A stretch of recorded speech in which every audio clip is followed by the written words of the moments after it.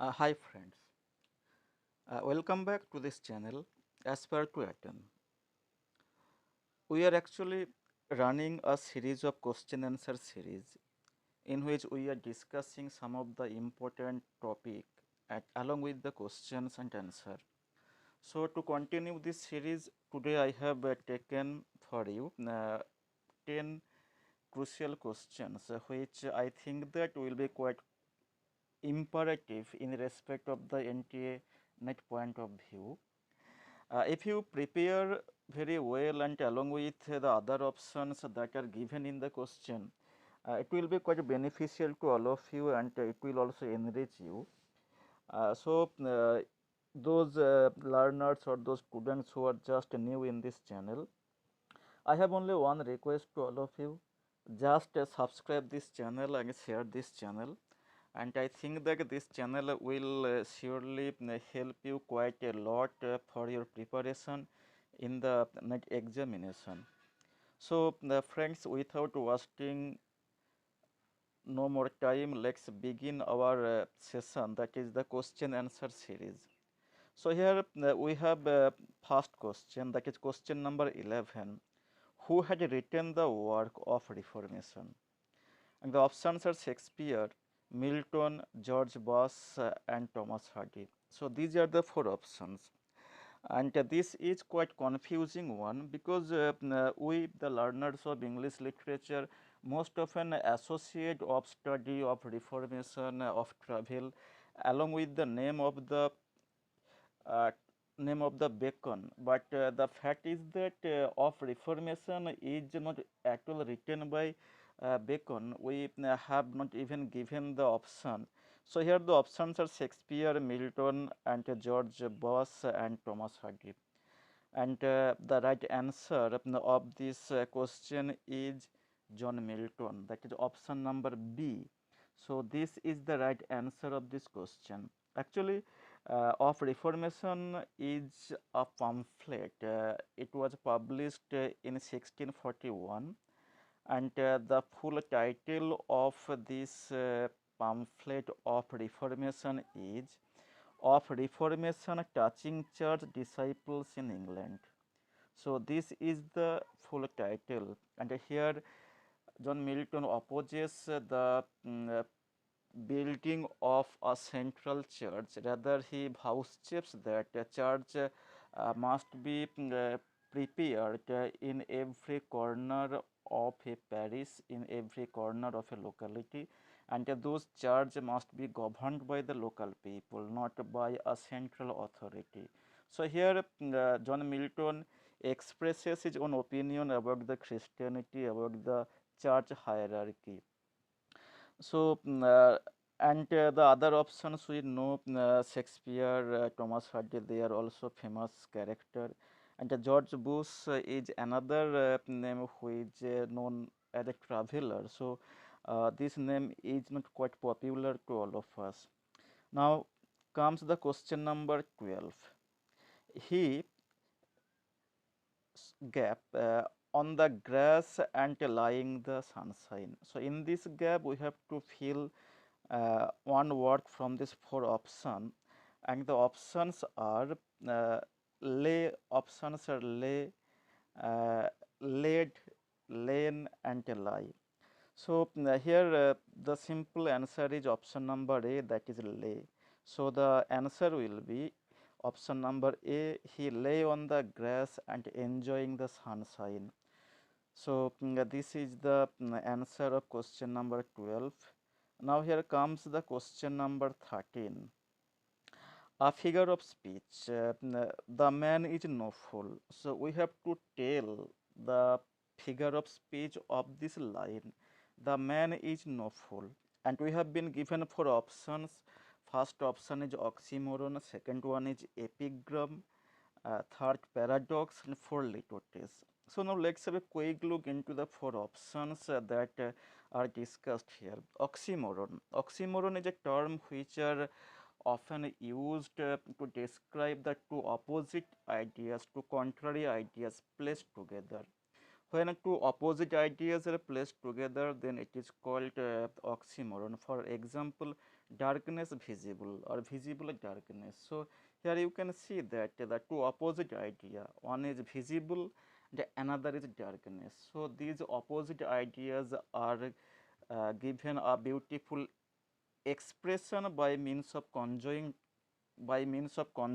together.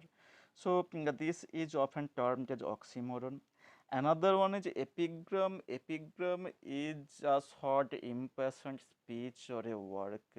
It may be sometimes satirical, maybe sometimes for the sake of satire, for the sake of eulogy. Paradox. Paradox is quite an important figure of speech in which what we see that in a paradox contrary ideas are presented, and it seems to us quite incongruous, but actually when we pay our attention into the works, then we find that those sentences are quite meaningful. So this is called paradox. So apparently paradox may seem quite incongruous, quite uh, out of order, but innerly they have inner significance, they have inner meaning. Here I can mention the example save money by spending it. So apparently it will seem quite incongruous. How can we save money by spending it? Whenever we are squandering the money, can it be possible to save money? No, in no way it can never be possible. But if we pay our attention into this line, then we will realize that it is quite true. So the line says that save money by spending it. If you spend the money, then you will actually save money. Now another option is litotes. So litotes is expressing a affirmation by means of negation. Whenever you are writing uh, a negative word, actually you are showing your negation to proclaim or affirmation. That means that you are actually strongly affirming an idea by means of negating it. For example, you can say that he is not ugly. Actually, what you are doing here is that you are saying that he is beautiful. So here you are just negating a word, you are just expressing your negation by means of affirming it. So this is litotes. So the man is no fool. So here it is surely the answer is litotes, because here is strong affirmation is expressed by means of negation. Now here comes the question number 14. They speak like saints and act like devils. Figure of speech. So which figure of speech is it? So the right answer of this question is antithesis. Antithesis, we know that antithesis is a figure of speech in which sometimes phrases of opposite ideas are placed together, and they mean a very clear idea. And another works are oxymoron. I have already discussed it. Paradox, I have discussed it. But metonymy. Metonymy is a figure of speech of substitution. That means that whenever you are trying to indicate someone, but you are not mentioning the whole, but taking a part of that thing. For example, take the example of the White House. So White House, actually you are taking the name White House, but you are actually trying to mention the entire administrative system in USA. Crown. We know that crown is a type of helmet which are worn by the king. But actually, whenever you are using crown, you are mentioning the power of the royal king or the queen. So here you are just mentioning a part of something which are connected with that thing. So here the idea, they speak like saint and act like devil. So this is a example of antithesis. Here we must have to know the another example which is often given in net exam, that is from the poem of John Donne, good we must love and must hate ill. So here two contrary ideas are placed together. So surely this is antithesis. So the right answer of question number 14 is option number B, that is antithesis. Now here comes question number 15. When Kamala Das changed her religion, Kamala Das, we know in various names. Sometimes, we call her as a Madhavi Kutty. Sometimes we call her as Kamala Mariam. So the Kamala Mariam is the name which he took after converted into Islam. So he became a total devotee of Islam. So here we must have to mention the year in which year Kamala Das changed her religion. The options are 1999, 1987, 2004, and 2007. So these are the four options. And if we look into the works of Kamala Das, we come to know that he wrote many poems in Malayalam, and and she belongs from Kerala. And her famous autobiographical work Ente Katha is really famous. And another famous poem, Dance of Eunuchs, in which she gave a beautiful portrayal of herself. And she married Madhav Das, a banker, at the age of 15. So you can imagine how her life was. And in 1999, she changed her religion. So the right answer of question number 15 is option number A, that is 1999. Now here comes question number 16. Homoson, the adventure, is an epigraph too, and the right answer of this question is option number A, that is D. H. Lawrence. So D. H. Lawrence, there we can see the Homosan, the adventure, as an epigraph. Now here comes question number 17. The publisher cautioned dash pickpocket. So we have to place the four preposition into this gap, and the options are against, option B, from, option C, of, and option D, for. And the right answer of this question is for. So the answer is the publisher cautioned for pickpockets. Now comes question number 18. What is euphony? If we look into the very term euphony, we will surely understand the real meaning of euphony.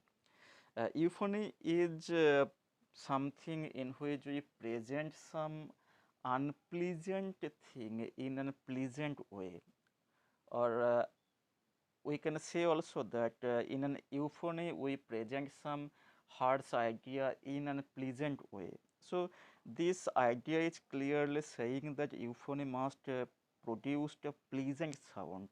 So here the question is, what is euphony? And the options are pleasant sound, serious sound, bitter sound, and a mixed sound. So the right answer of this question is option number A, that is pleasant sound. Now comes here question number 19. William Wordsworth has expressed his views on transmigration of the soul in his poem. So you have to mention the name. In which poem does Shakespeare express his views on transmigration of the soul in his poem? And the options are the Prelude, option B, Tinternabee, option C, Ecclesiastical Sketches, and option D, Ode on the Intimations of Immortality. All the four works are very crucial, very important from the NTA net point of view. If we look into the first poem, the Prelude, it is an autobiographical poem in which Wordsworth gave a brilliant expression of his childhood days, of his enjoyment, and it was published in 1799. Another poem, that is option number B, Tinter Navy. The full title of this poem is Lion Returns a Few Miles Above Tinter Navy, and it was published in 1798. And here we can also see his adventure of going to a secluded place and to live in the very lap of nature. Here he also expressed his childish enjoyment. But option number D, Ode on the Intimations of Immortality. It is a poem which was published in 1807, though it has two parts. The first part was published in 1802.